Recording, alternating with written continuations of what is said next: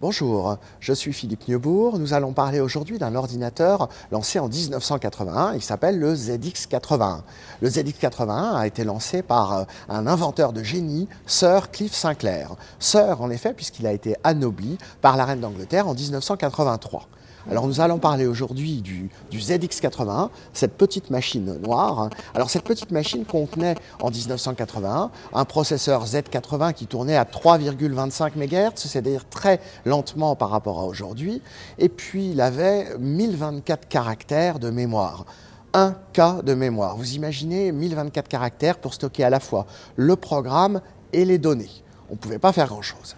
Alors cet ordinateur, on pouvait l'utiliser connecté à la télévision du salon et à un simple magnétophone qui permettait d'enregistrer les programmes que l'on avait tapés sur le petit clavier sensitif qui se trouvait en dessous. L'écran de télévision permettait d'afficher 22 lignes sur 32 caractères, c'est-à-dire qu'on ne pouvait pas faire grand-chose, des tout petits graphiques. On pouvait quand même programmer des petits jeux ou des petits programmes pour gérer ses finances personnelles ou pour gérer des recettes de cuisine. C'est un ordinateur qui, en plus, disposait d'un mode rapide, parce que ce mode rapide était indispensable si vous vouliez calculer rapidement les programmes.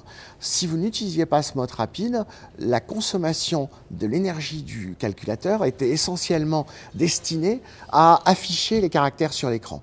Et donc, en mode fast, vous pouviez déconnecter l'écran, plus rien n'apparaissait à l'écran, mais du coup, les calculs se faisaient beaucoup plus rapidement. Alors, bien entendu, on le programmait en basique, et ce fameux ZX81, il est arrivé juste après le ZX80, et puis juste avant le Spectrum et le QL, qui a été le dernier ordinateur commercialisé par la société Sinclair. À bientôt!